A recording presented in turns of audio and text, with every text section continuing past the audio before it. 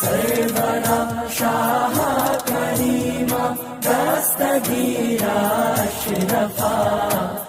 पैसों से इल्म नहीं मिलता है। अगर पैसों से इल्म मिलता ना तो बड़े बड़े सठियाए हुए सेठों को मैंने देखा मुंबई में। हाँ, यहाँ हिंदू अपने इलाके से भाग गए, कोई भंगार, कोई क्या करता है ना, तो सिर्फ अपना सिग्नेचर करते हैं ना, तो ऐसे लिखते हैं जैसे टिटहरी की टांग। बड़ी मेहनत से कभी एक टांग बनाते हैं, कभी पूंछ बनाते हैं। अगर पैसे से इल्म मिलता तो ये लोग वहां जाकर के टिटहरी की टांग नहीं बनाते, पैसा दे के खरीद लेते। इल्म पैसों से नहीं मिलता, इल्म फजले मौला से मिलता। और उस फजले मौला के साथ इन उलमा की, हुफ्फाज की, कुर्रा की मेहनतें शामिल होती हैं। ये रात दिन एक करते हैं और बच्चे मेहनत करते हैं, फिर कहीं जाकर के दिल की तख्ती पर ये तहरीर लिखी जाती है। मुक़द्दस के 30वें पारे से मैंने वो 5 आयतें पढ़ी हैं जो नुज़ूल के एतबार से सबसे पहली आयत हैं। गारे हिरा में आमिना का लाल नबूवत के ऐलान से पहले ज़िक्रो फ़िक्र इलाही में जलवा फरमा होता था। उसी बीच जब उम्र मुबारका 40 साल को मुकम्मल हुई थी तो जिब्रील अल्लाह का पहला मैसेज और पैगाम मुस्तफ़ा की बारगाह करम में लेके आए। सुभान अल्लाह, सुभान अल्लाह। हज़रत ईसा के आसमान पर उठाए जाने के बाद तकरीबन 571 साल के बाद जब अल्लाह अपने बंदों से मुखातब हुआ तो उसका सबसे पहला मैसेज था क्वालिफिकेशन का, तालीम का, ग्रेजुएशन का, पढ़ने का, साक्षरता का, इल्म का। कितनी अफसोसनाक बात है जिस कौम के मजहबी किताब का आगाज ही क्वालिफिकेशन से हुआ है, उस कौम की तालीमी कैफियत शेड्यूल कास्ट से भी पीछे है। सचर कमेटी की रिपोर्ट हो या मंडल आयोग कमीशन की रिपोर्ट हो, जितनी रिपोर्टें हमारे देश में हमारे ऊपर तरतीब दी गई हैं उसमें हमें शेड्यूल कास्ट से भी पीछे तालीम के मैदान में बताया गया है। आप सोच सकते हैं जिस कौम की तालीमी सलाहियत का ये अंदाज और ये मेयार हो, क्या उसे दुनिया घास डालेगी?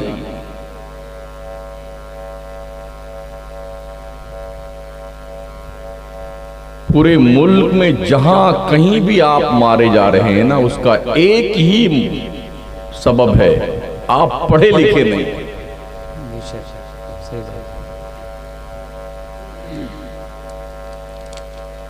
अब हमें ये ठान लेना है कि हमें पढ़ना है।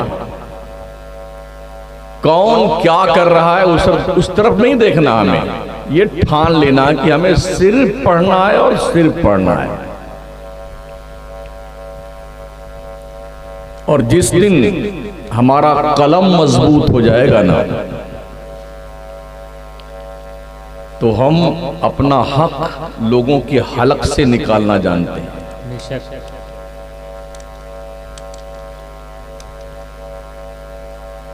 इल्म सिर्फ मुसलमानों के पास था।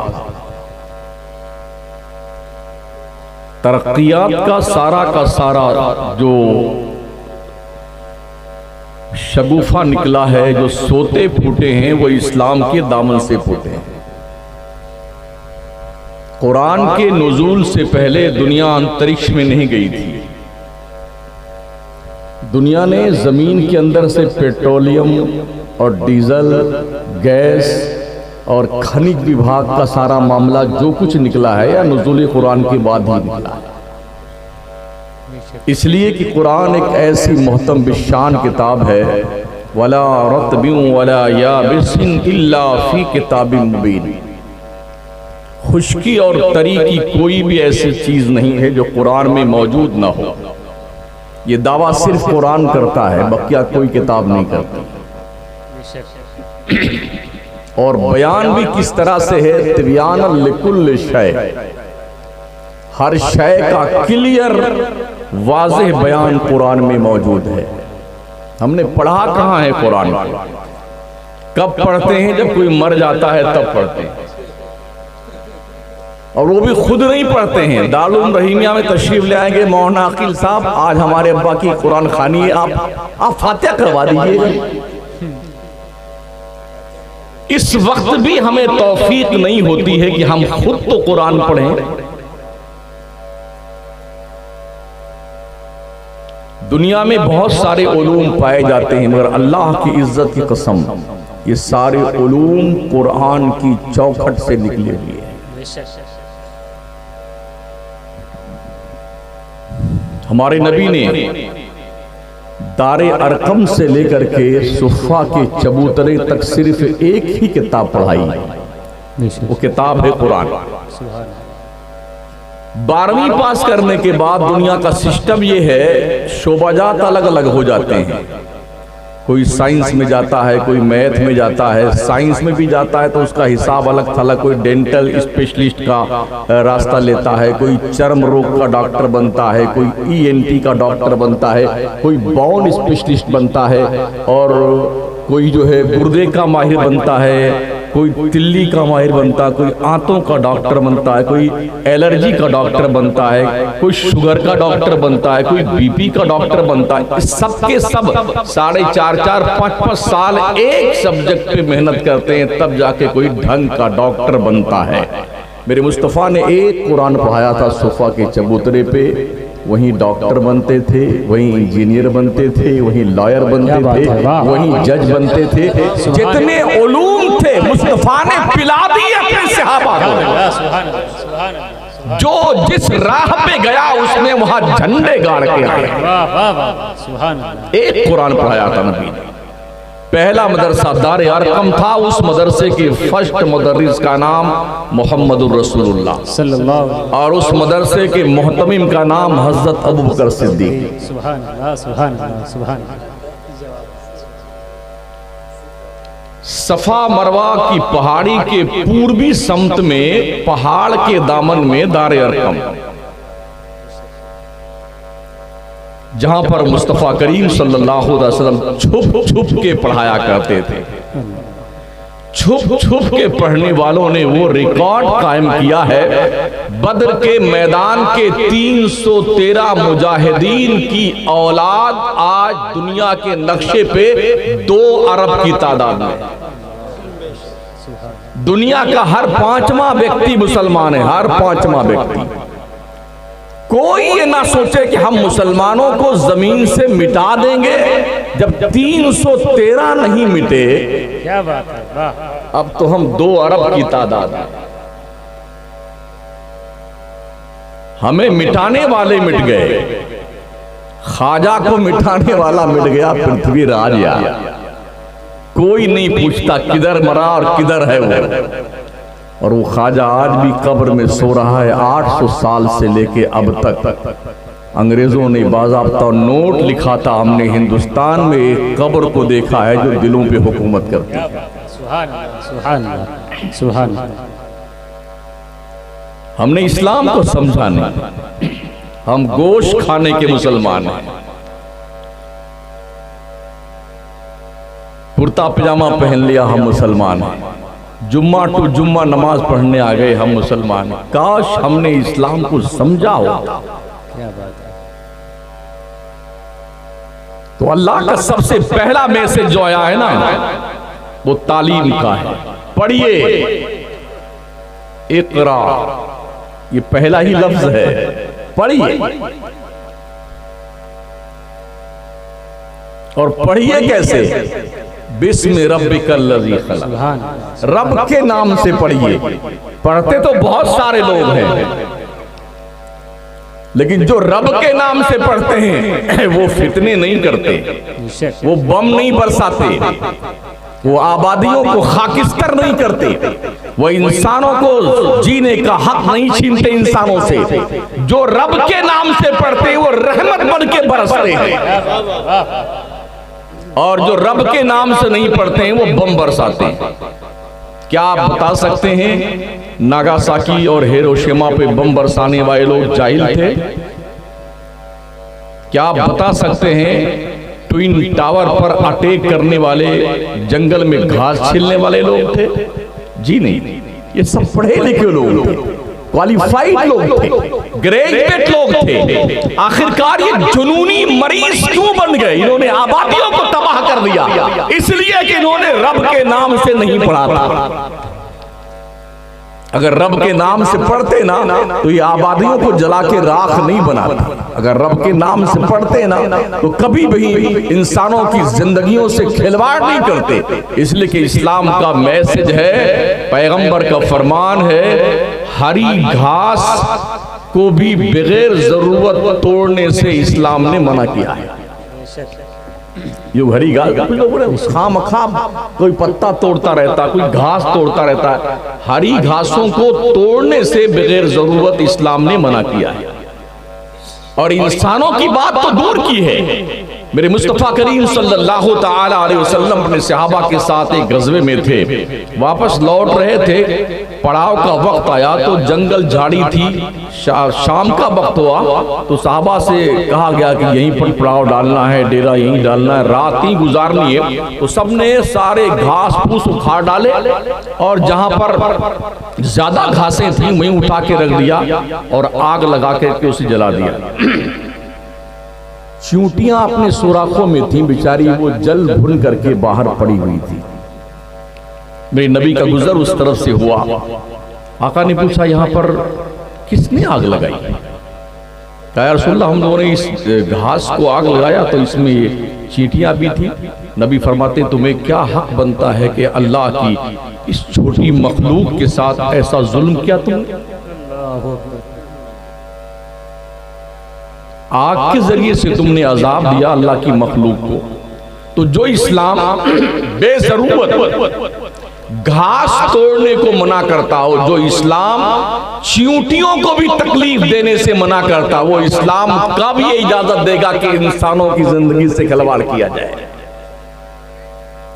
तो सबसे पहले हमें दुनिया के उन पागलों के दिमाग को फ्रेश करने की जरूरत है।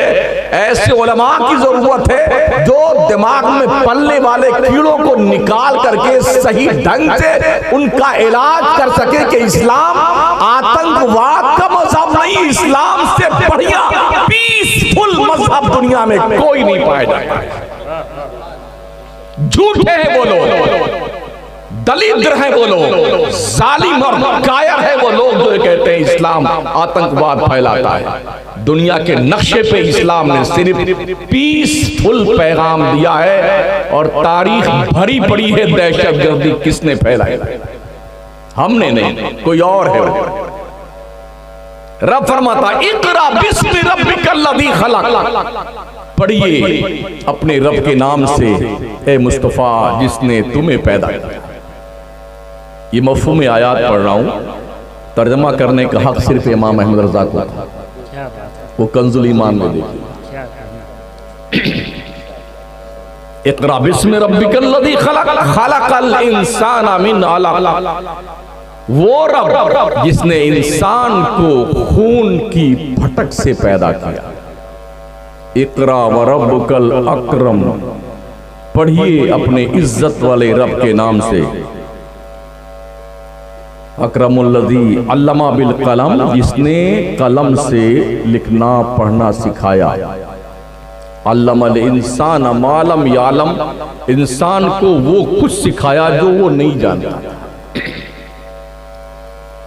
ये सबसे पहला चार्ट आया था अल्लाह की तरफ से।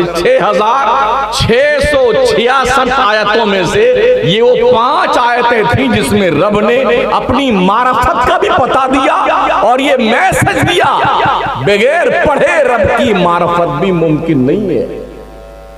बहुत सारे जाहिल घसियारे 6-6 महीना मरदूद गुसल नहीं करते और हमारा सुन्नी समझता है बड़ा पहुंचेला बुजुर्ग है। जो खबीस नहाना न जानता हो उसे अल्लाह की मार्फत कहां पैदा मालूम हो सकती है? अल्लाह के दर का पता कैसे चल सकता है?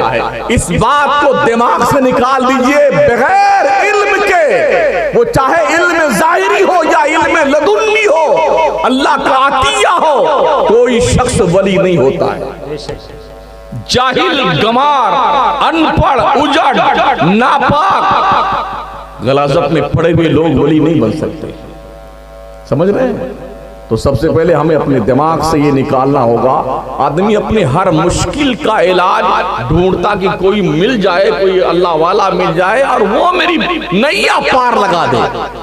तेरी नैया तुझे पार लगानी है अल्लाह के बंदे। जब तक मल्लाह के हाथ में पतवार खुद नहीं होता, नाव खुद नहीं चलती है।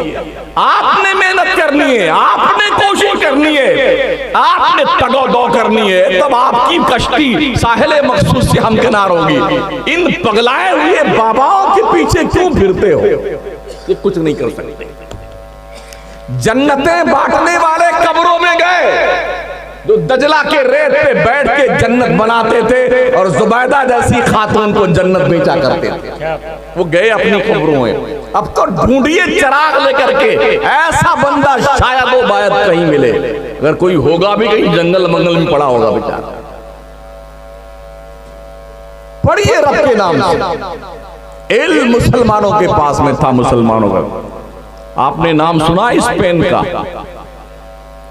तकरीबन 1000 साल तक मुसलमानों ने हुकूमत करी। दुनिया की सबसे बड़ी यूनिवर्सिटी कह लीजिए, सबसे बड़ा मदरसा कह लीजिए, वो जामा मस्जिद करतबा में लगाया गया था।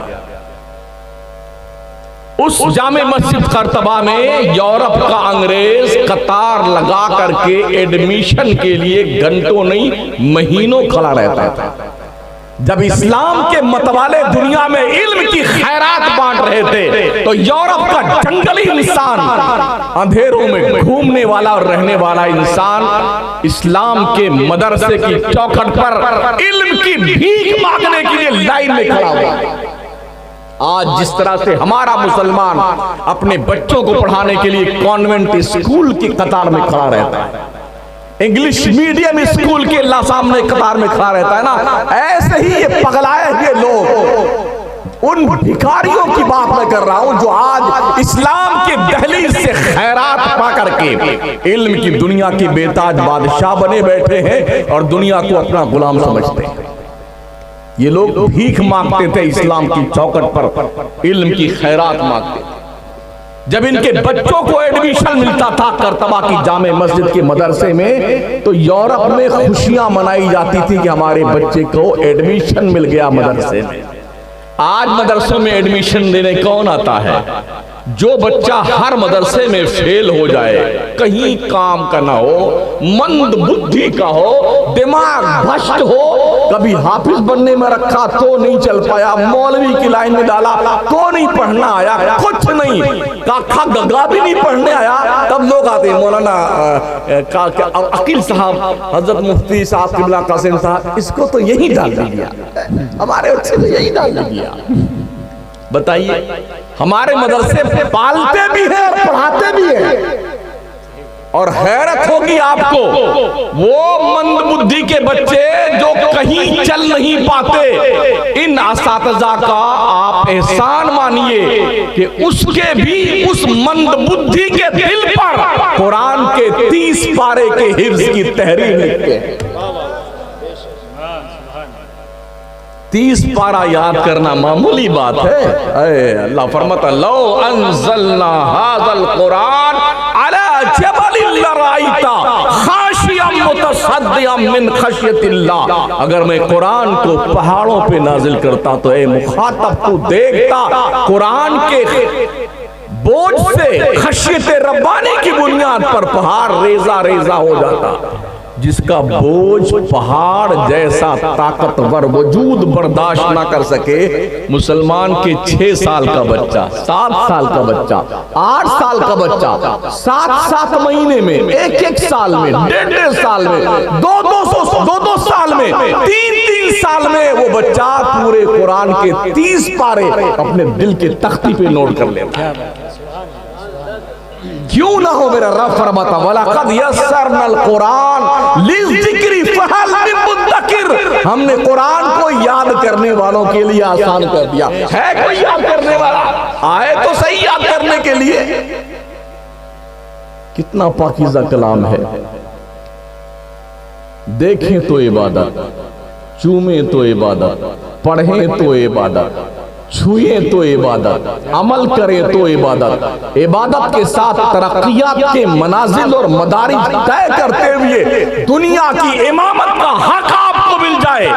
एक किताब है कुरान, उसको पढ़ लीजिए, अमल कर लीजिए, समझ लीजिए, दुनिया की इमामत आपके हाथ में आएगी।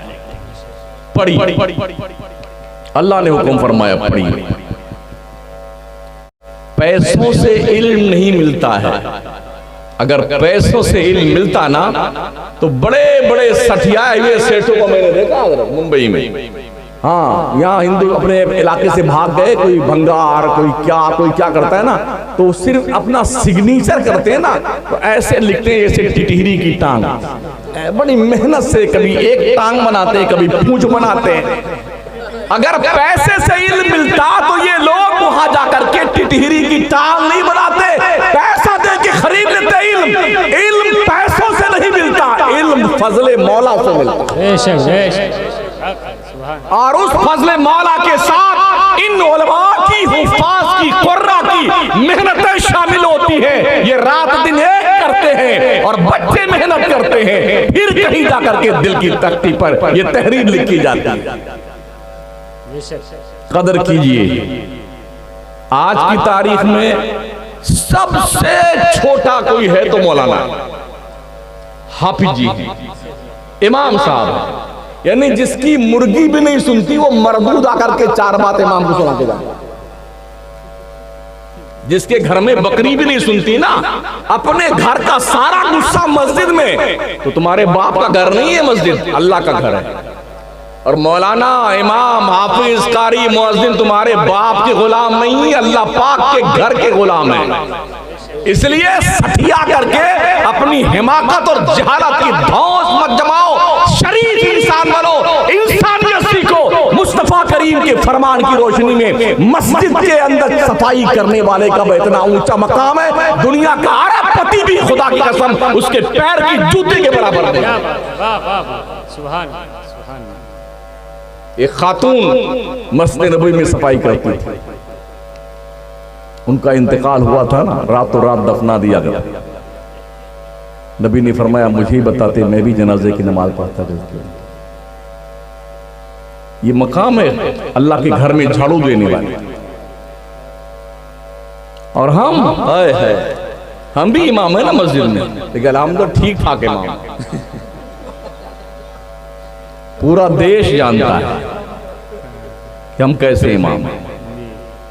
हम इज्जत करते भी हैं लोगों की, लेकिन कोई अगर अपनी जंगलीपन का सबूत देता है ना तो उसकी ऐसी तैसी भी कर देते हैं। इसलिए मैं आपसे गुजारिश करता हूं, अपने आप की इस्लाह कीजिए, पढ़िए और पढ़ाइए। मस्जिद का इमाम मस्जिद की प्रॉपर्टी का मालिक नहीं होता है।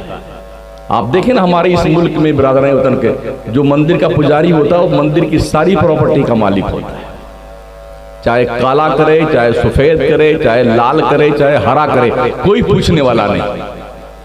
5,000, 4,000, 6,000 रुपया देके लोग अरे हमारी चलती रहे यूं ही, ताकि हमारे मातहत रहे लोग, मौलाना लोग, हाफिज साहब लोग।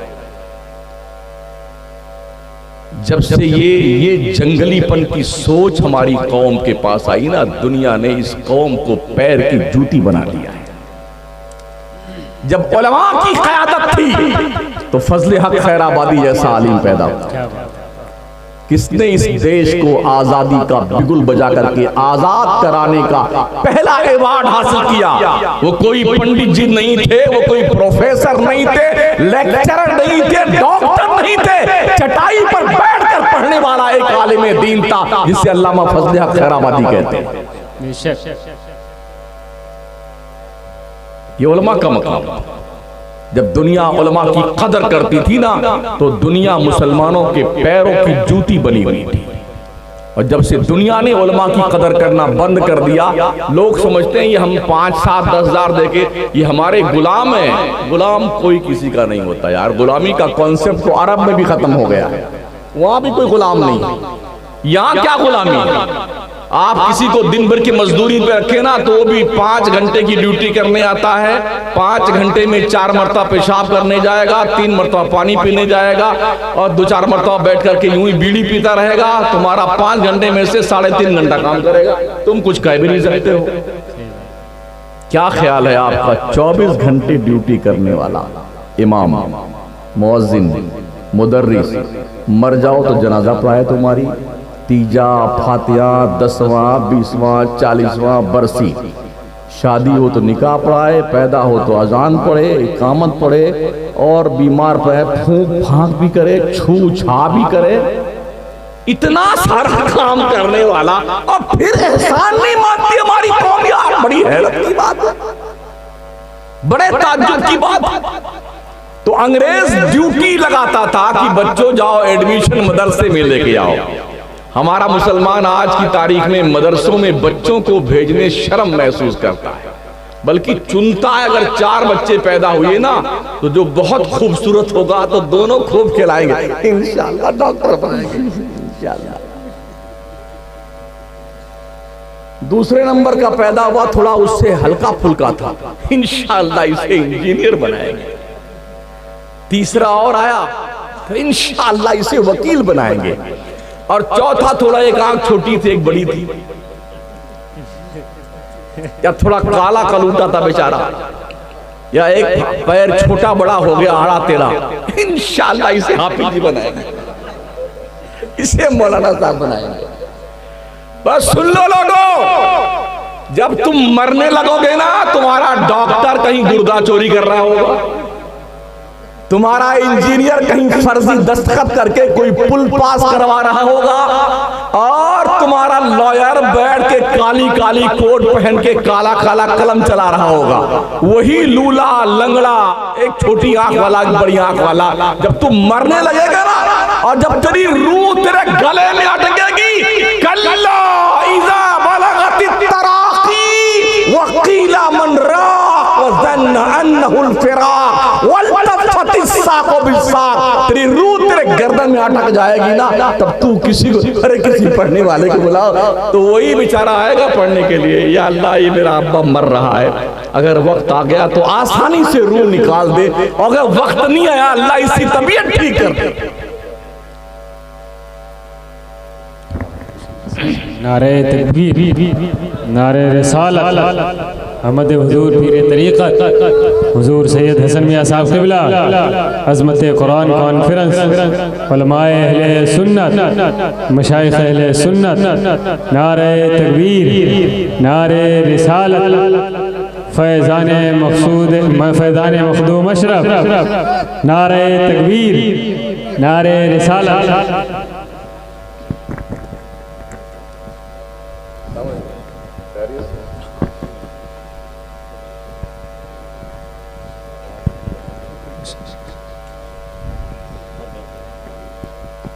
माशाअल्लाह। आप हज़रात करीब आ जाए, तशरीफ़ रखें, थोड़ा सा करीब हो जाए, थोड़ा सा करीब हो जाए, बार बार ना कहना पड़े, करीब हो जाए।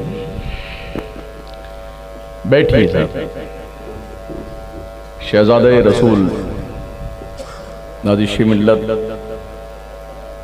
हज़रत अल्लामा अशाह सैयद हसन मियां साहब क़िबला दामत फ़ैज़ुकुमुल आलिया के रुख़ ज़िबा की ज़ियारत कीजिए।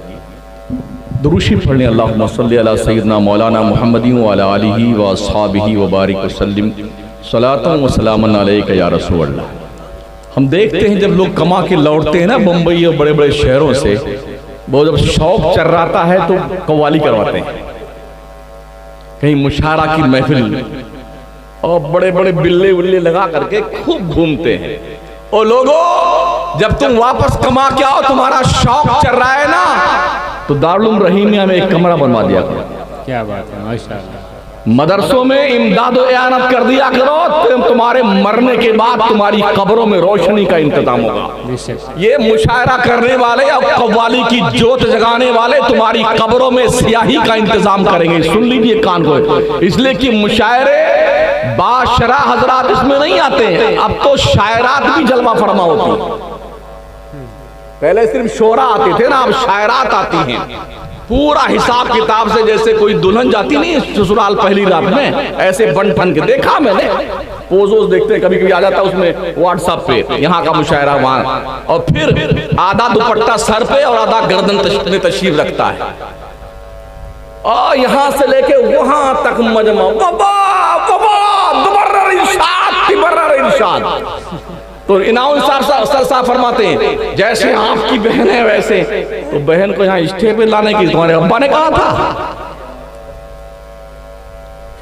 मैं उनके शौहरों पे मुझे हैरत होती, कितने बेगैरत और बेहया है उनके शौहर जो अपनी बीवियों को गैर महरम मर्दों के बीच जाकर के बैठ करके इटखेलियां करने के मजबूर करते हैं, इस्लाम की छवि को बिगाड़ते हैं। कितने पागल लोग हैं वो।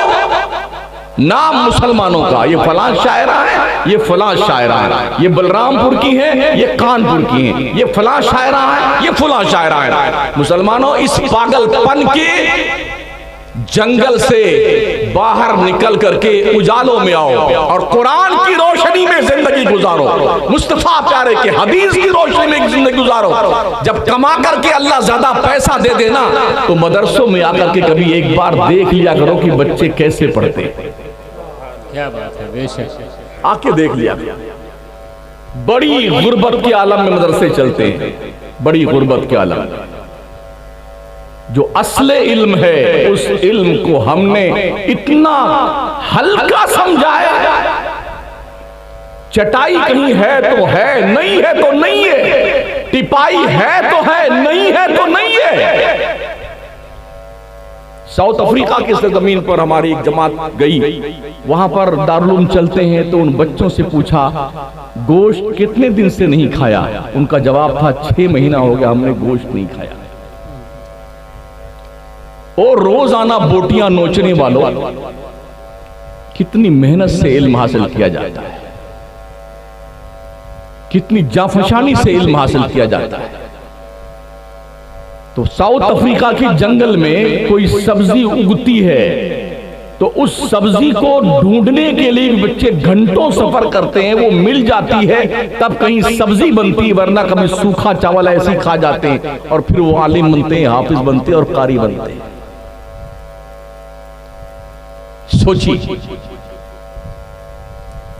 हम अपने बच्चे को स्कूल में भेजते पढ़ने के लिए, जो स्कूल कॉन्वेंट में जाता है, क्या बात है साहब, क्या बूट सूट जूता मोजा टाई और इन ऊन करके 4 बजे अम्मी जागती हैं, गुस्ल फरमाती हैं, बेटे को नहलाती हैं, दुलाती हैं, क्रीम पाउडर पोत पोत करके एकदम चकाचक करती हैं उसको, खुशबू लगा करके, और टिफिन में अंडा और उसके साथ तला हुआ पराठा, देसी घी का, टॉफी चॉकलेट अलग से, स्पेशली अलग से पैसे, बढ़िया वाला बैग भी। जाओ पढ़ने के लिए बेटा जाओ। पापा सोते ही रहते हैं तब उनको जगाया जाता है, अरे उठिए ना गुड्डू के पापा, वक्त हो गया जरा उठिए ना। बड़े रेल पेल के बाद उठते हैं तो आंखें मलते हुए जल्दी जल्दी भुर्र से मोटरसाइकिल स्टार्ट किया, जाके गेट पे छोड़ के आएंगे, छोड़ेंगे और लेके आएंगे। ये हमारे बच्चों के साथ हम करते हैं। अच्छा, जब मदरसे में बच्चा तो क्या करते हैं, अल्लाह गवाह है, पैजामा मिलता है तो कुर्ता नहीं मिलता, फटी फटी चड्डी है, बनियान भी फटी फटी। यस्तल्ला कुरान का 3 बरक पहले का गायब, 3 पीछे का। ना पैसा देती है माँ, ना बस्ता देती उसे, चॉकलेट टॉफी भी नहीं, और न ढंग का कपड़ा उसे देती है। और ये दोनों लाइन से कभी एक लाइन इधर से लंबी निकलती है नाक से, कभी दोनों निकली रहती है। ऐसा पूछताना, ऐसा लगता आरा रोड लगा हुआ है। आस्तीन 2 थप्पड़ मारती, जा 2 घंटा कल तो दिमाग खा क्या मौलवी साहब। तो अपना जंजाल और बोझ हटाने के लिए बच्चों को मार के मां भगा देती है। मगर सुन ले ओ मां, जब तू मरने लगेगी ना तो सुन ले, यही निटहवा आएगा तेरी रूह निकलवाने के लिए।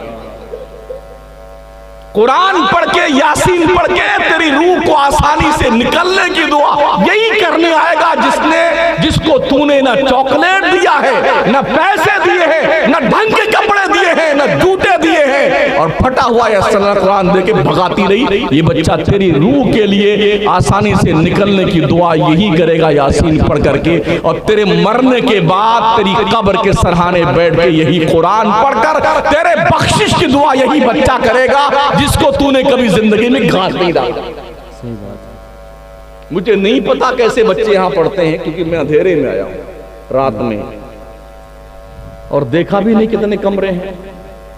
वैसे लगता है कहीं की ईंट कहीं का रोड़ा, भानुमति ने कुंभा जोड़ा। हमारे मदरसों का हाल यही है, एक ढंग से हमारे मदरसे नहीं भाई। कभी एक थोड़ा पैसा बढ़ गया तनख्वाह वनख्वाह से तो एक कमरा बना लिया, फिर बढ़ गया तो फिर दूसरा कमरा बना लिया। तो बेतरतीबी का हाल हमारे मदरसों का है। तो जो मालदार क्या मदरसे में भेजे, यहां ढंग के कमरे नहीं है। पैसे दिए आपने, स्कूल में डोनेशन MBBS के लिए डोनेशन 50-50 लाख रुपए देने वालों, कभी कुरान पढ़ने वाले बच्चे के लिए डोनेशन दिया? फीस तो तुम्हारा बाप नहीं देता, डोनेशन क्या दोगे मदरसों में?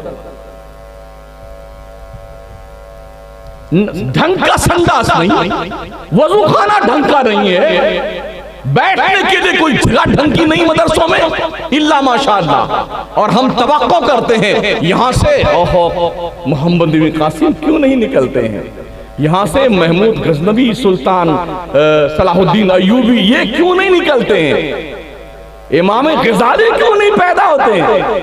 थर्ड क्लास का माल देके जाते हो, गजाली पैदा होने की उम्मीद करते हो? जब माओ ने मोइनुद्दीन अजमेरी को मदरसे में दिया था तो हिंदुस्तान ने अखंड भारत का राजा बन के आया। जब मां ने अपने बेटे अब्दुल कादिर को मदरसे के हवाले किया था तो वो ऐसा शेखुल आलम बना, फरमाते कदमी हादिही अला रक़बते लिकुल्li वलील्लाह दरस्तुल इल्म हत्ता सिरतु कुतबा, पढ़ते पढ़ते कुतुबे जमाना बन गए गौसे पाक। जब मां ने इमाम अहमद रजा को मदरसे के हवाले किया तो वो आला हजरत शेखुल इस्लाम वल मुस्लिमीन बन गए। जब मां ने मखदूम अशरफ जहांगीर समनानी को मदरसे के हवाले किया तो वो भी हिंदुस्तान की उलझी हुई जुल्फों को संवारने के लिए सिन्ना के तख्त लात मार करके सहरा नवर्दी करते हुए पंडवा का फैज लेकर के कटौछा के विराजमान हुए। ऐसे बच्चे तो दो जो बच्चे माइंडेड होते हैं उन्हें तो स्कूल के हवाले कर देते हो, और जो मंद बुद्धि के होते हैं उन्हें मदरसे में लाके फिर तवक्को अरे गजाली पैदा होना चाहिए। बबूल के दरख्तों से अगर तुमने गुलाब के फूलों की उम्मीद लगाई है तो बेवकूफी है ना। अच्छे बच्चों को दो मदरसों को, तो जो मौलाना, जो हाफिज, जो कारी इस मंद बुद्धि के दिल पर 30 पारा याद करवा करके हाफिज कुरान बना सकता है, तो क्या वो आपके बच्चों को गजाली के पद तक नहीं पहुंचा सकता? सोचिए और 100 बार सोचिए हम क्या कर रहे हैं मदरसों के साथ। दूसरों का जुल्म तो हो ही रहा है, हम अपने होकर के भी जुल्म करते मदरसों पर।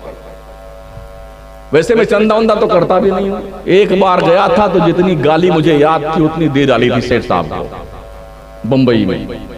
पढ़ के निकले थे तो ये पता भी नहीं था कि गाली देने का अंजाम क्या होता है, और देना चाहिए कि पता था तो जोश जुनून ज्यादा गालिब था। कुरला में गए थे सेठ साहब, उसका 500 रुपए का चंदा था, तो मेरा नंबर आया। बड़ी लंबी कतार लगती है ना बेचारे मौलाना लोगों की, ना जाए तो मदरसा नहीं चलता है।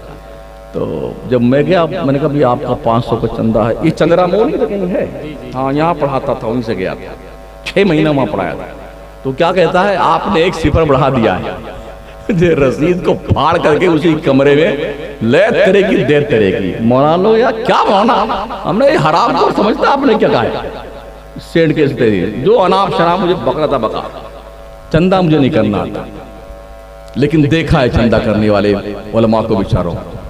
मरदूद जो है सेठ ना 1 दिन सठियाता है। कुरला में भी वही सठियाएगा 27वीं को, भांडू पे सठियाएगा, दारूखाना में 1 ही रात में सठियाएगा। और एक मौलाना बताइए अगर 10 जगह सेठ सठिया गया 1 रात में तो कहां का जाएगा बेचारा चंदा करने के लिए। सभी उसी रात आप फला रात में आइएगा हमारे चंदा करने के लिए। 4 मरतबा गया तो 300-400 रुपया तो उसका किराया निकल गया, उसी में गया, जो पैसा था उसके वो भी चला गया। अच्छा 100 रुपए रसीद काट दी।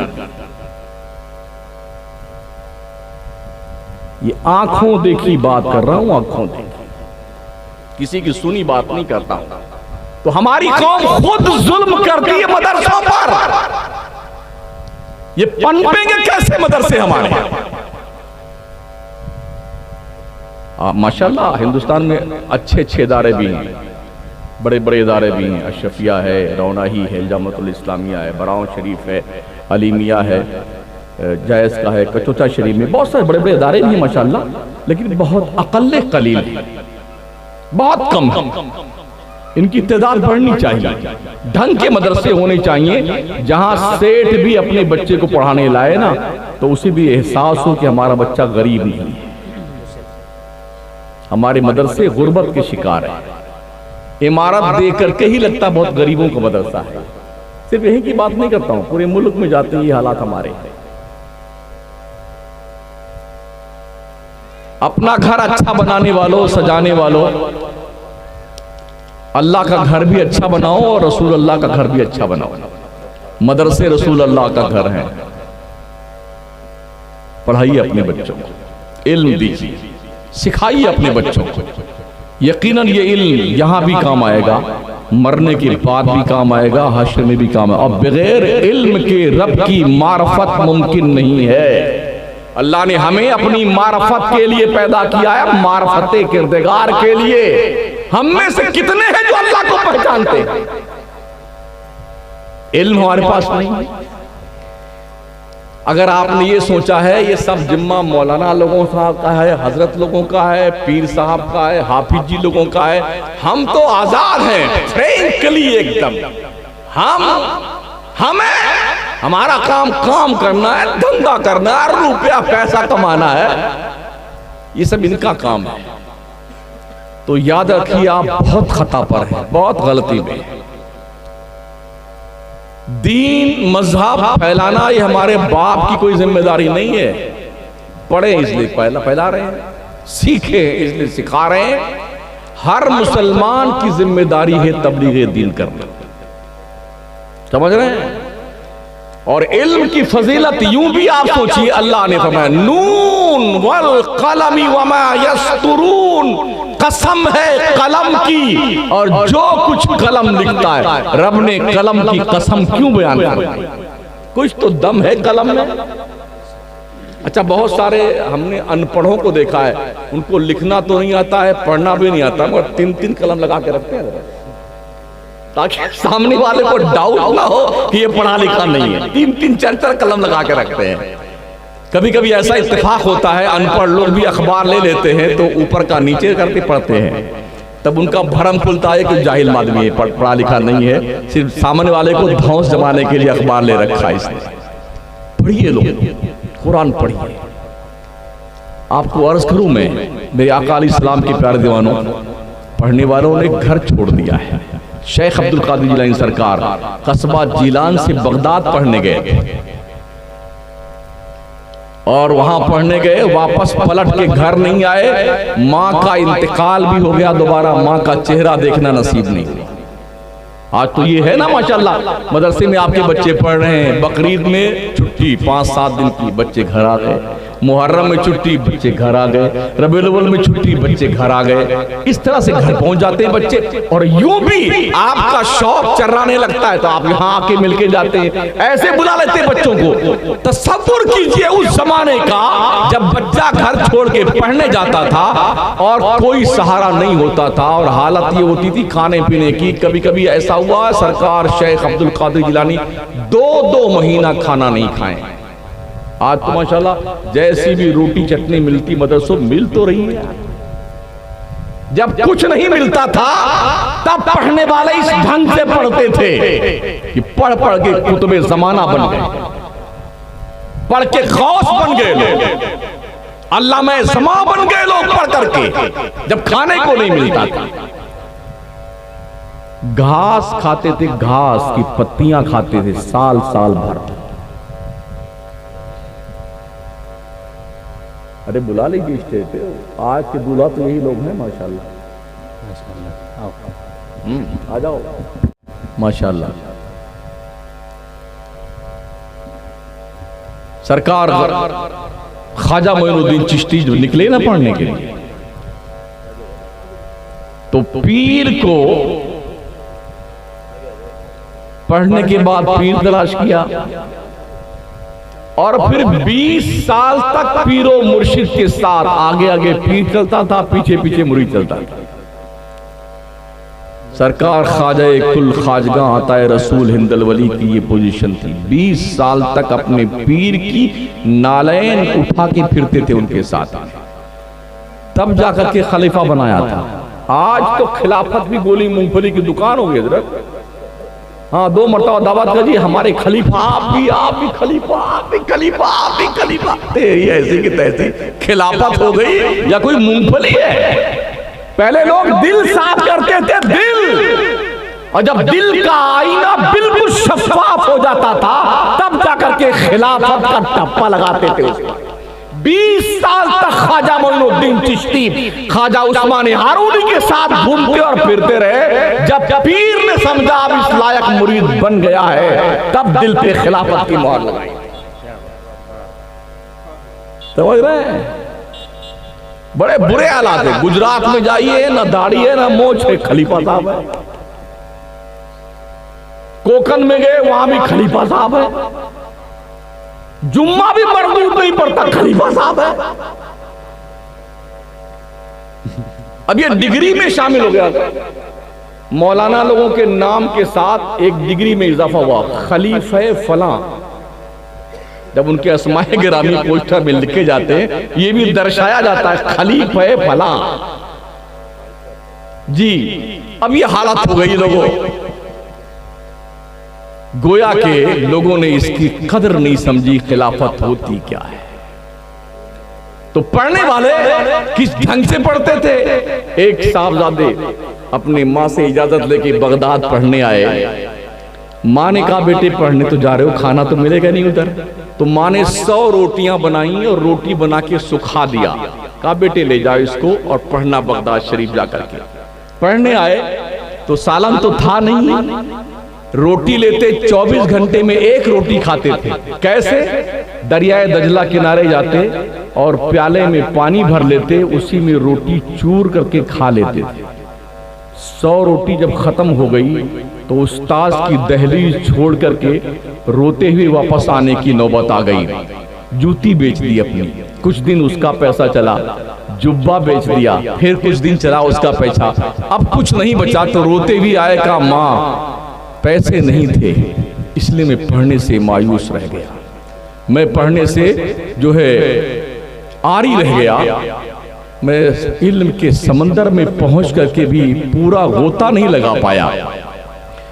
तो इस तरह पढ़ने वाले लोग थे। एक और मुहद्दिस पढ़ने गए और पढ़ करके जब उन्होंने हदीसें लिखी ना, उनके इंतकाल का 2000 जिल्दें हदीस की कलमी नुस्खा उन्होंने लिखा। जब कलम तराशते थे ना, वो कलम, तो जो तराश करके उसके तराशे थे वो इकट्ठा किया था उन्होंने। इंतकाल से पहले फरमाते हैं जब मेरा इंतकाल हो जाए तो मेरे गुस्ल करने के लिए जो पानी गरमाना, इसी तराशे के जरिए से गरमाना। जो मैंने हदीसें लिखी है ना, कलम तराश करके इसके जरिए पानी गरमाना। पानी गरमाया गया फिर भी तराशे बच गए। आप सोचिए किस तरह लोगों ने दीन की खिदमत करी है।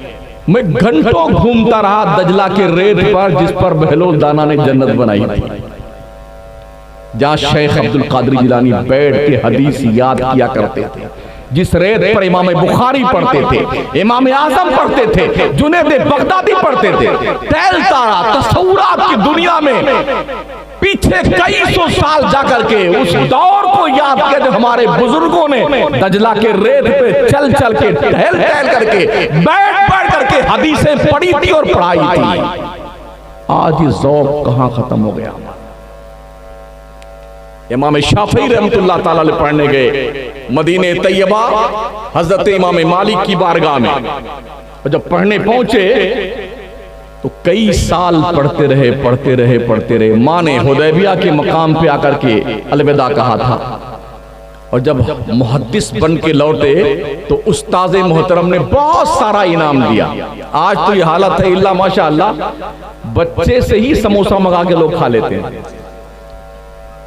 एक खबीस पान लेके आ जाए, बेचारा 10 रुपया तो घर से पाया है, वो खबीस का वो चला गया उसमें 5 रुपया उसका पान का, कि हजरत ने पान मंगवा लिया।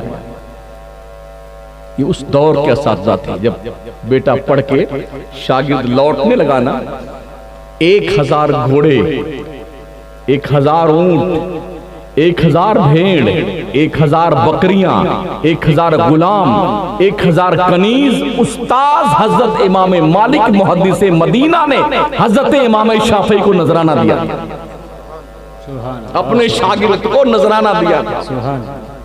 अच्छा ये करें बेचारे क्या, समोसा ना खाएं तो क्या करें, 5000 रुपए तनख्वाह दी जाती है।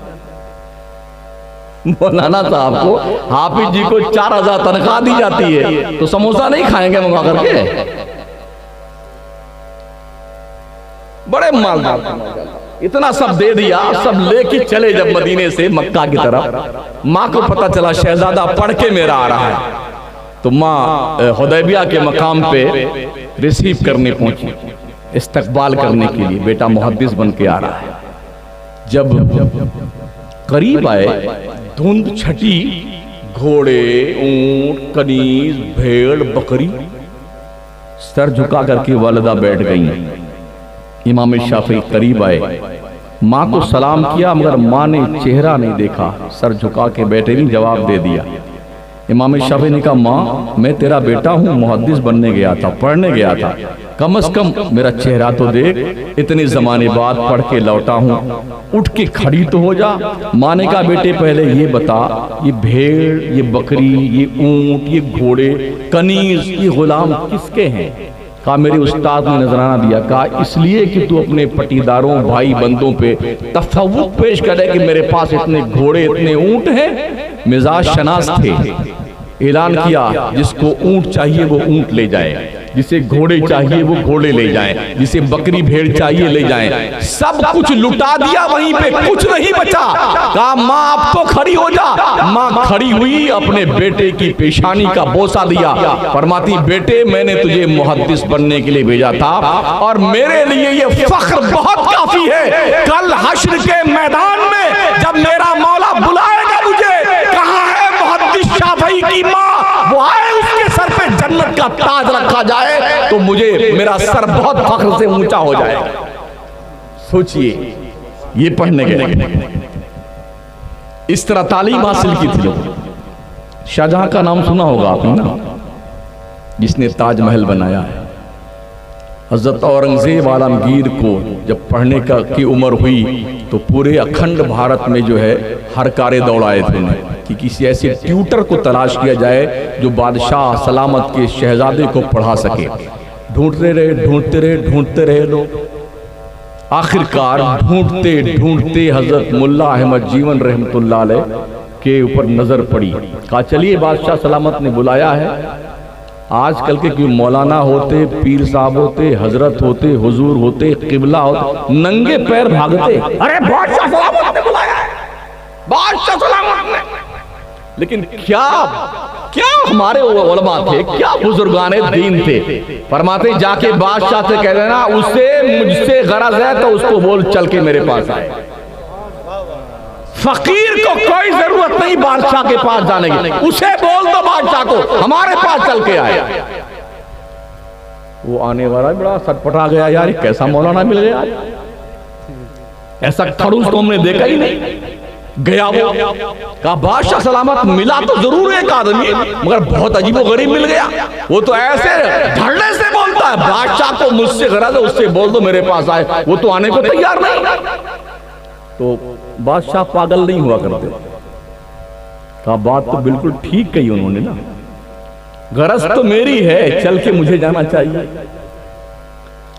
कहता ठीक है जाओ और शहजादे को ले जाओ। इतना जरूर कह देना कि हमारे शहजादे को आगे बिठाएं, पहले सबक पढ़ाएं, बाद में दूसरे बच्चों को लेके आए। कहा ऐसा ऐसा बादशाह ने कहा जाके बादशाह से कह देना जो पहले आएगा वो पहले बैठे आगे बैठेगा, जो बाद में आएगा वो पीछे बैठेगा। समझ रहे हो? यहाँ ना कोई बादशाह है ना कोई रियाया है, जो पहले आया सबक उसका पहले।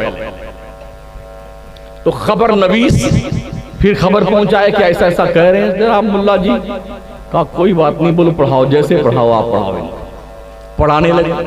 तो पहले बादशाह अपने लड़के जहां पढ़ने भेजते थे ना, उनके साथ एक 2 खादिम होते थे, वो लिखते थे बादशाह का शहजादा सुबह कितने बजे बेदार हुआ, इस्तिंजा फरमाने कब गया, कितने बजकर कितने मिनट पे बाहर तशरीफ लाया, कब गुस्ल फरमाया, कब नाश्ता फरमाया, कब खाना खाया, कब शाम का खाना खाया, कब खेलने गया।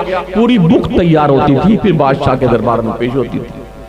पढ़ते पढ़ते पढ़ते पढ़ते अचानक एक दिन कोई खता हो गई औरंगजेब से।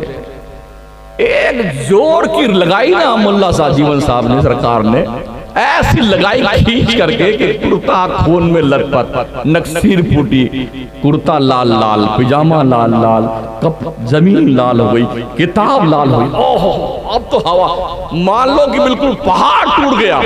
वो किताब, वो कुर्ता, वो पिजामा, जमीन की वो मिट्टी उठा करके पोटली बना करके लेके गया आगरा। अरे बादशाह सलामत, ऐसा गजब हो गया, मुल्ला जी ने आपके शहजादे को इस तरह मारा, खून में लथपथ कर दिया।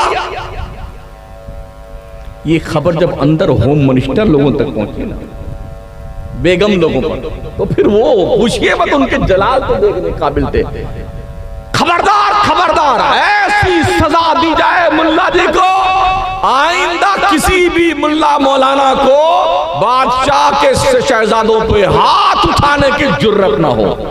बादशाह ने कहा कलम दवात लेके आए, कलम दवात मंगवाया, नाम खत लिखना शुरू किया। अल्लाह का नाम लिखने के बाद, सलाम लिखने के बाद कि शहजादा औरंगजेब आलमगीर को थप्पड़ मारने के बदले में शहंशाह शाहजहां की तरफ से अमेठी के कुर्बो जवार में 1000 बीघा जमीन नजराने में पेश की जाती है।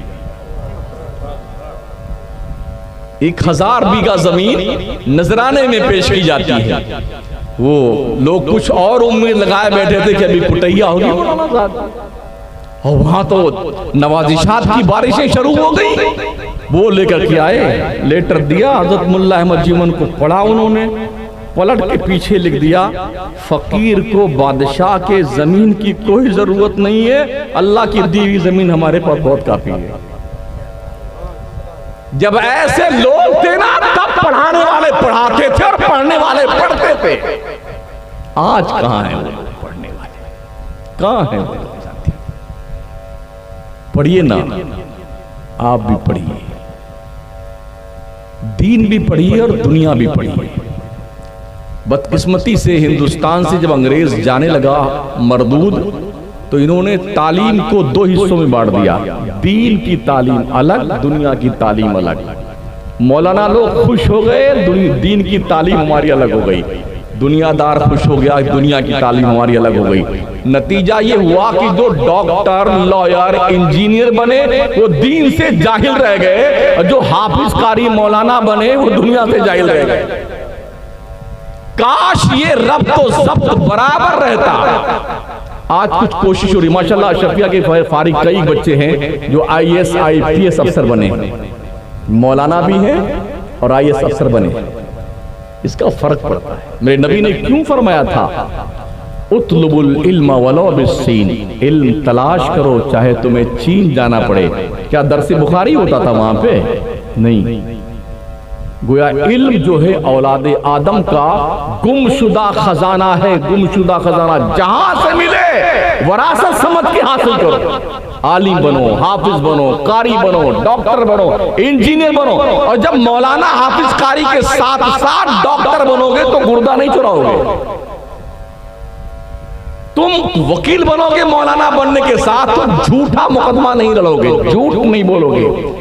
तुम इंजीनियर बनोगे मौलाना बनने के साथ में तो झूठे फर्जी दस्तखत करके, काला पीला कलम चला करके हुकूमत से नाजायज पैसे नहीं वसूल करोगे, इसलिए कि अल्लाह का खौफ दिल में रहेगा। हमारी कौम ने आज की तारीख में समझा है मौलाना लोगों को सियासत में नहीं आना चाहिए।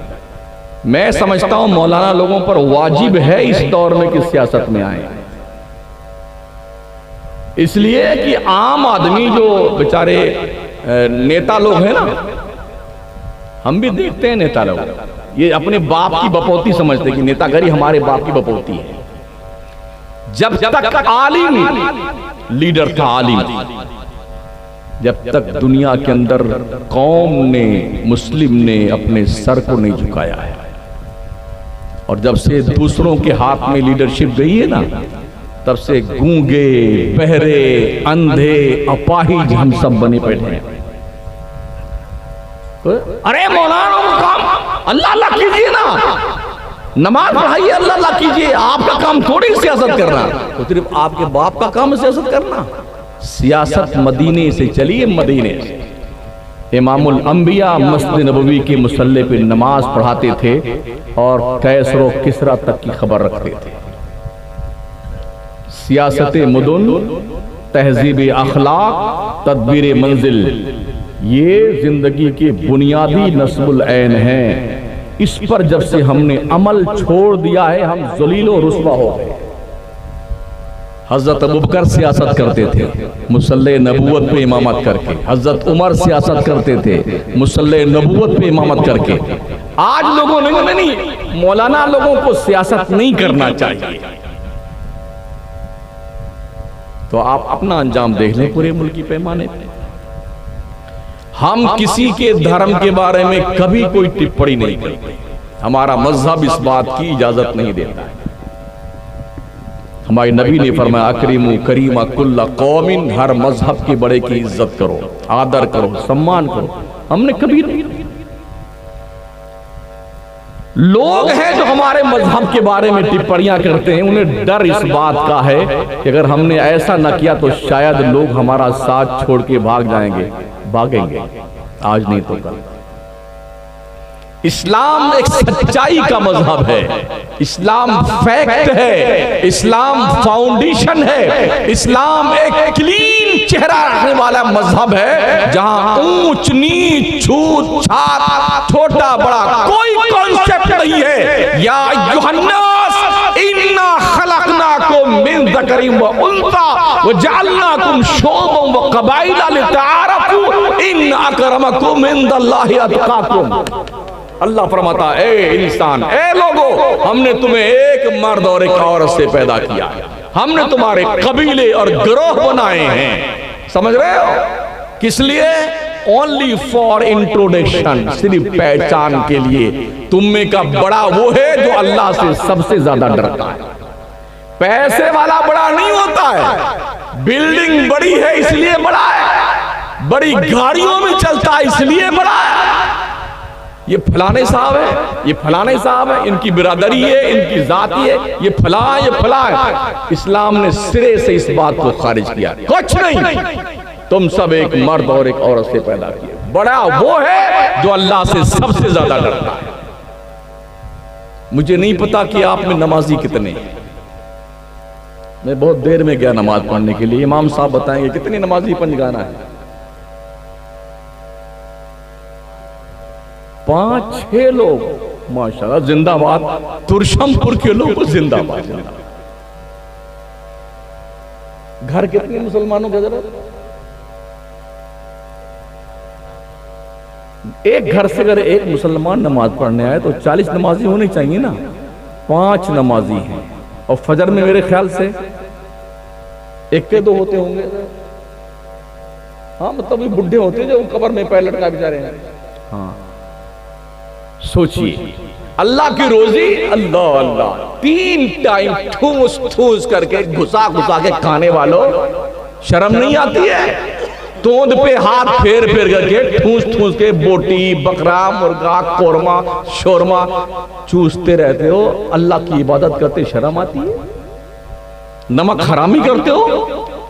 इस जमीन पर रहते हो, चलते हो, ये जमीन कहती है अल्लाह इस बंदे को जमीन पे रहने का कोई, जीने का कोई। खिंजीर भी बेनमाजी से पनाह मांगता है यार, खिंजीर जैसा जानवर। नमाज नहीं पढ़ते हो? और फिर से अरे हजरत कोई ताबीज दीजिए ना, लड़का मेरी बात नहीं मान रहा है, लड़की नहीं मान रही है, बेगम नहीं मान रही। हजरत सब बीमार रहते हैं, बीमारी रहोगे। कोई पलीता, कोई ताबीज, कोई झाड़ फूंक तुम्हारी बीमारी ठीक नहीं कर सकता है। ये सब रब के दस्ते कुदरत में है। नमाज नहीं पढ़ोगे और झाड़ फूंक से अच्छा होना चाहते हो? अगर झाड़ फूंक से कोई अच्छा होता तो हम खुद ही झाड़ फूंकते रहते रोजाना। हाँ, ऐसा बना बना के पलीता, इसको यूं बनाना, काले धागे में, काले कपड़े में लपेट करके मोम जमा कर लेना, चांदी की डिब्बी लेके आना, उसको यूं बांधना और यूं पहनना, पूरा कुरान लपेट के गले में लटका लो, कुछ नहीं होने वाला।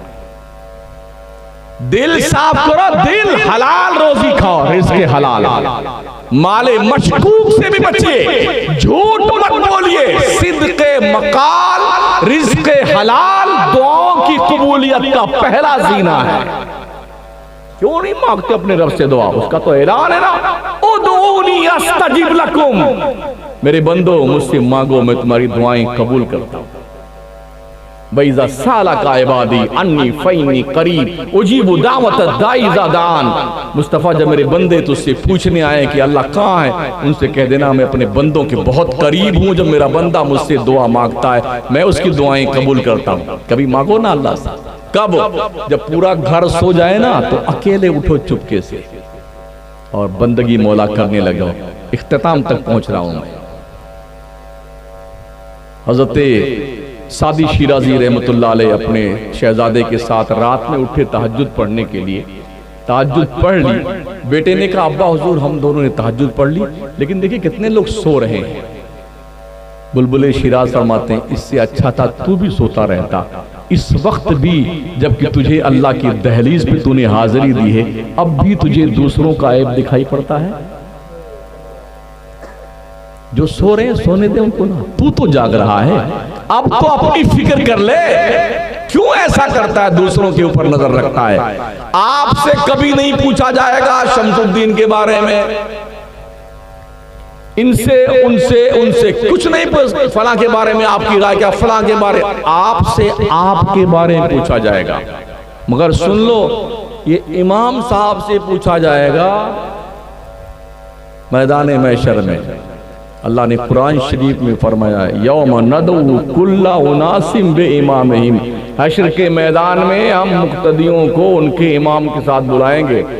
मामला अपने इमाम से ठीक ठाक रखो, अपने इमाम से ठीक ठाक रखो मामला, वरना अगर इनने अल्लाह की जनाब में कह दिया या अल्लाह सदर बड़ा कमीना था, बहुत बदमाश था, ऐसी ठुकाई होगी ना आपकी, रास्ता नहीं पाओगे, भाग दो बेटा। अल्लाह फरमाता, मैं नहीं कहता यौम नदउ कुल्ला उनासिम बे इमामी, हशर के मैदान में अल्लाह मुक्तदियों को इमामों के साथ बुलाएगा। तो इमामों से हालात ठीक बना के रखो। डॉक्टर इकबाल जब यूरोप गए, जब पढ़ लिखने के बाद जब आए थे अपने मुल्क में, फिर वापस एक बार गए टहलने घूमने के लिए। इतवार का दिन था तो वो एक पार्क में गए। जब पार्क में गए तो उन्होंने देखा बहुत सारे बच्चे हैं, कोई गुब्बारा खेल रहा है, कोई वॉलीबॉल खेल रहा है, कोई फुटबॉल खेल रहा है, कोई दौड़ रहा है, भाग रहा है। दूर एक छोटा सा बच्चा अकेले चुपचाप अपना किताब कापी कलम लिए लिख पढ़ रहा था। तो डॉक्टर इकबाल कहते मैं उसके पास इस तजस्सुस में गया, यार क्या बात है, क्या इस बच्चे को खेल पसंद नहीं है? गए उसके पास, पूछा बेटे क्या बात है, आज तो संडे है, छुट्टी का दिन है, खेलने का दिन है, ये सारे बच्चे खेल रहे हैं, तुम क्यों नहीं खेल रहे हो? उसका जवाब ये था कि ऐसे भी हम दुनिया के नक्शे पे बहुत कम हैं, हमारी कौम के लोग बहुत कम तादाद में हैं, अगर हम भी खेलने में लग जाएं तो हमारी कौम का हाल क्या होगा? डॉक्टर इकबाल ने पूछा तुम किस बिरादरी से ताल्लुक? उसने कहा हम यहूदी हैं। उनकी आंखें अश्कबार हो गई। कहते हैं या अल्लाह, ये हीरे, ये शाहीन नुमा बच्चे मुसलमानों की गोद में क्यों नहीं परवान?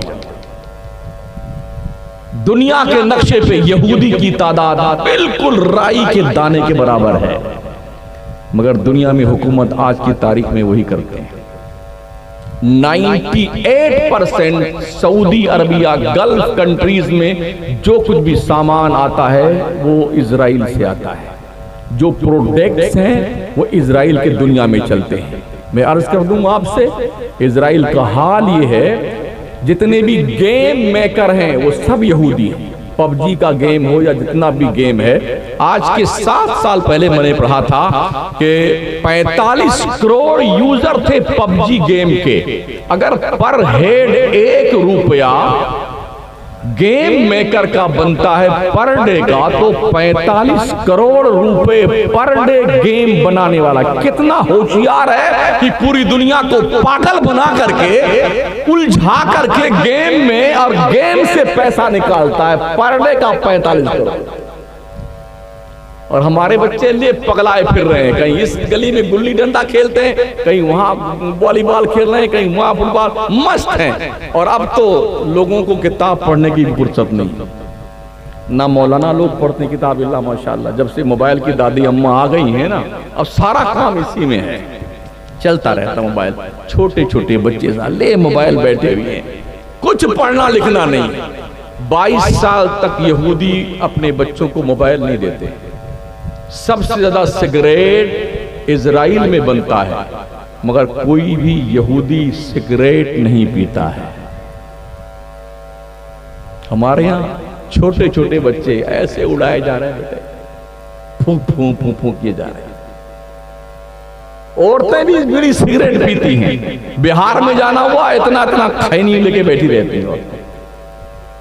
ये हाल हमारा हो गया साहब। दिल के फफोले जल उठे सीने के दाग से, इस घर को आग लग गई घर के चिराग से। चलते चलते माओ बहनों, 2 बात आपसे। आपकी गोद पहला स्कूल, पहला मदरसा, पहली यूनिवर्सिटी है बच्चों की। यहीं से बच्चों को आरास्ता कीजिए। ऐसा मत बनाइए कि था जिसे कुरान पढ़ना गाने गाता है वो आज, और हॉकी खेलता है वो धनी तलवार का। बच्चों के दिल दिमाग पर इस्लाम की छाप लगाइए, छाप। अपनी बच्चियों को, अपने बच्चों को ये समझाइए कि तुम मुसलमान हो, तुम्हारी जिम्मेदारी क्या बनती है। तुमने नमाज पढ़नी है, बड़ों का अदब करना है, पर्दे में रहना है, एहतराम शरीयत करना है, छोटों से प्यार करना है, माँ बाप के घर में रह करके जिंदगी कैसे गुजारनी है, शादी होने के बाद ससुराल में जिंदगी कैसे गुजारनी। ये चैप्टर हमारी माओ बहनों की जिम्मेदारी है कि अपने गोद में परवान चढ़ने वाली बच्चियों को सिखाया पढ़ाया करें, और बच्चों को सिखाएं पढ़ाएं। जो बच्चे माओ की गोद से सीख के बाहर आते हैं वो फिर बड़े ही दिमागी बच्चे होते हैं, माइंडेड होते हैं। फिर उन बच्चियों पर कोई डाकू डकैती नहीं कर सकता है, कोई नापाक नजरें नहीं उठा सकता है। ये समझाने की जरूरत है।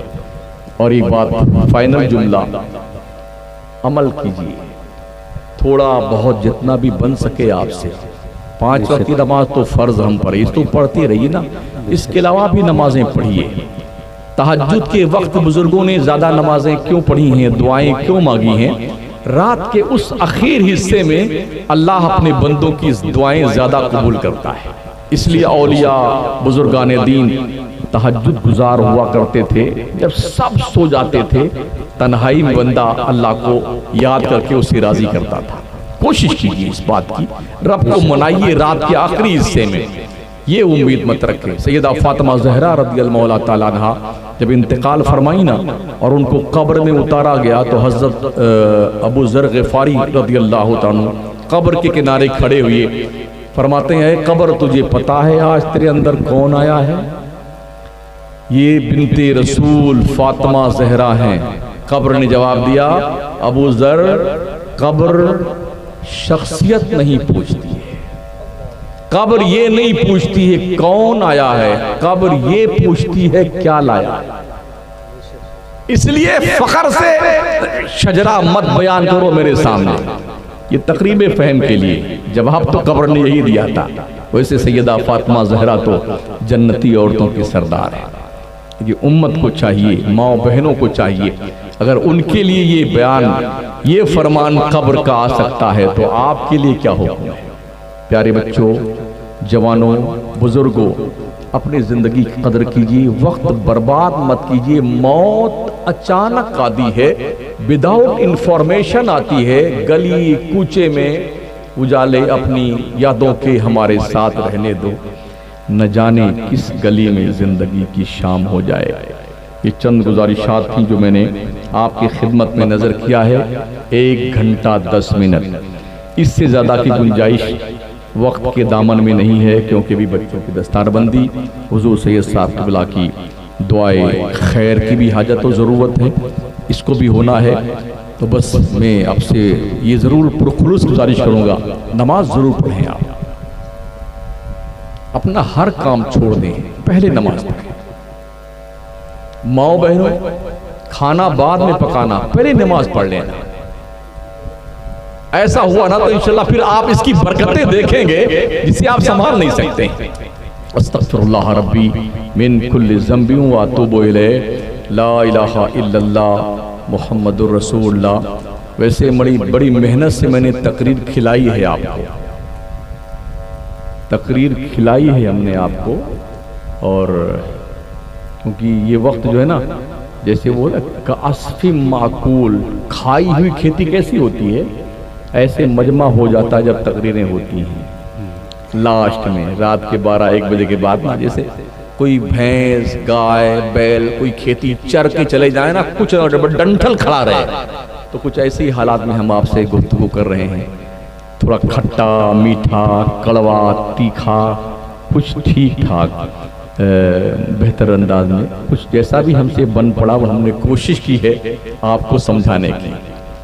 आपसे कोई दुश्मनी नहीं है, आप हमारे भाई हैं। और एक भाई के ताल्लुक से यही चाहता है कि अच्छी सोच रखें। मोमिन अपने मोमिन भाई के लिए अच्छी सोच रखता है। हमने भी अच्छी सोच रखी है आपके लिए कि आप नेक बने, जन्नत के मुसाफिर बने, जहन्नम से बच जाएं। बड़ों का अदब कीजिए, छोटों से प्यार कीजिए, देश के संविधान के दायरे में रह के जिंदगी गुजारिए और इसी के दायरे में रह करके अपने मुतालबात मनवाने की कोशिश कीजिए। कानून कभी हाथ में ना लीजिए। दारुल उलूम अहले सुन्नत रहीमिया को फ़रोग़ दीजिए। उलमा की, तलबा की कदर कीजिए।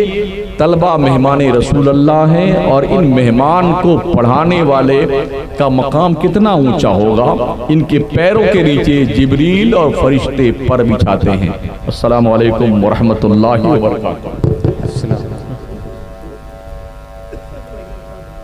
हज़रात गिरामी, हुजूर सैयद साहब क़िबला की मौजूदगी में इन बच्चों की दस्तारबंदी होनी है और इंशाल्लाह उसके बाद हज़रत के कुछ जुमले सुनना है। सबसे पहला नाम मुर्तज़ा इब्ने मोहम्मद हाशिम, जो साकिन पूरे मस्तू पोस्ट देवगांव ज़िला अयोध्या।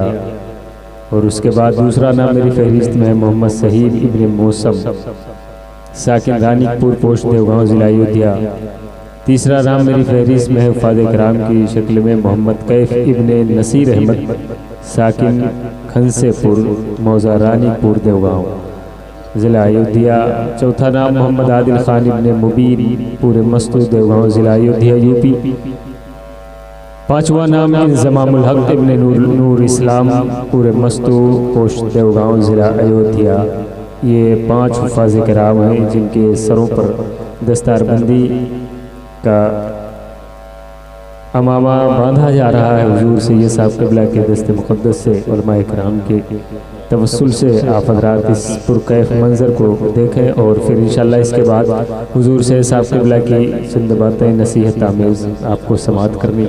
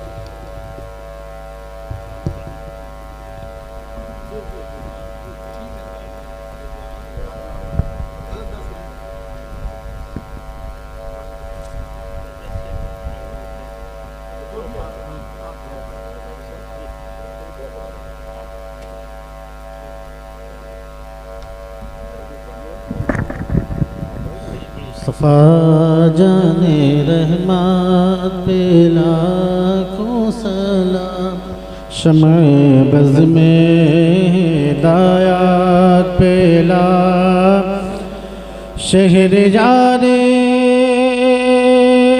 रम ताजदारे हरम, शहर रे रम ताजदारे हरम, नौबारे शफ़ात पे लाखों सलाम, मुस्तफ़ा जाने रहमत पे लाखों सलाम, गौसे आज़म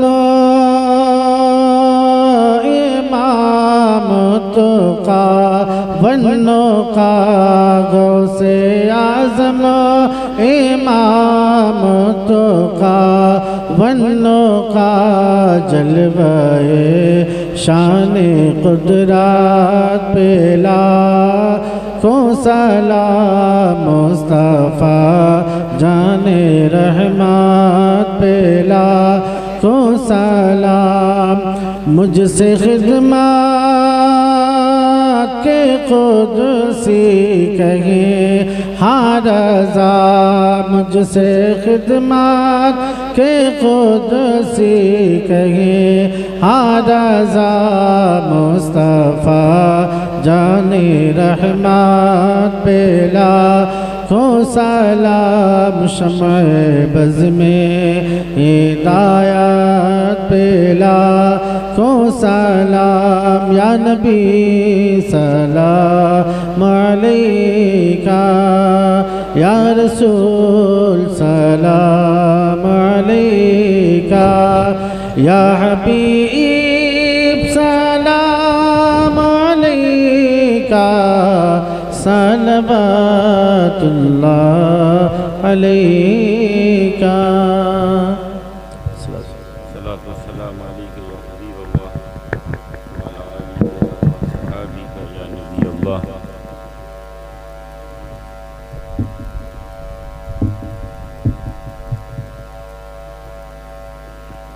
अल्लाहुम्मा सल्लि व सल्लिम व बारिक अला नबील उम्मी व अला आलिहि व अस्हाबिहि अजमईन। अल्लाहुम्मा तक़ब्बल मिन्ना इन्नका अंतस समीउल अलीम व तुब अलैना इन्नका अंतत तव्वाबुर रहीम। मेरे मौला करीम का सादा दस्तगीर बंद नवाज़ा मदरसा रहीमिया के प्रोग्राम को, जलसे को कबूल फरमा ले। हम तमाम हाज़रीन की हाज़री को शर्फ़ कबूलियत बख्श दे। जो कुछ बयान हुआ हज़रत मौलाना शरीफुद्दीन साहब ने बयान किया, मेरे मौला उस पर हम सबों को अमल की तौफ़ीक़ अता फरमा दे। मेरे मौला हम सबों को इस्लाह नफ्स की तौफ़ीक़ अता फरमा दे। मेरे मौला हम सबों को ऐसी हिम्मत, ऐसी ज़रूरत अता फरमा दे कि हम अपनी कजियों को, अपनी कमियों को, अपनी खामियों को जान सकें, आगाह हो सकें और उन्हें दूर कर सकें। मेरे मौला बुज़दिलों की ज़िंदगी से महफूज़ व मामून फरमा, बुज़दिली से महफूज़ व मामून फरमा। ऐब जोई, ऐब गोई जैसी बुज़दिली से महफूज़ व मामून फरमा। मेरे मौला करम फरमा, रहम फरमा, फ़ज़्ल फरमा। हमारी सफ़ों में इत्तिहाद और इत्तिफ़ाक़ पैदा फरमा। अफ़्व व दरगुज़र की तौफ़ीक़ मरहमत फरमा। हिर्स व कीना और हसद से महफूज़ व मामून फरमा। मुझे अपना जलवा दिखा दे इलाही, मैं वस्ल अपना पिला दे इलाही। हवा व हविस, शहवत व नफ्स शैतान, ये दुश्मन है इनसे बचा ले इलाही, ये दुश्मन है इनसे बचा ले इलाही। लगे लागो जिस लगन में बका हो, ये धब्बा फ़ना का मिटा दे इलाही, ये धब्बा फ़ना का मिटा दे इलाही। खुदी दूर कर मिसल मंसूर मुझसे, अनल हक़ सिखा दे इलाही। ये दुल्मत का पर्दा हटा दे इलाही। हसन अपने मतला को फिर ढूंढता है, मुझे अपना जलवा दिखा दे इलाही, मुझे अपना जलवा दिखा दे इलाही। मैं वस्ल अपना पिला दे इलाही। मोहम्मद से मुझको मिलाद इलाही। सल्लल्लाहु ताला अला खैर खल्क़िही व नूर अर्शिही व मज़हर लुत्फ़िही सय्यदिना व सनदिना मावना व मंजाना मुहम्मद व अला आलिही व अस्हाबिही अजमईन बिरहमतिका।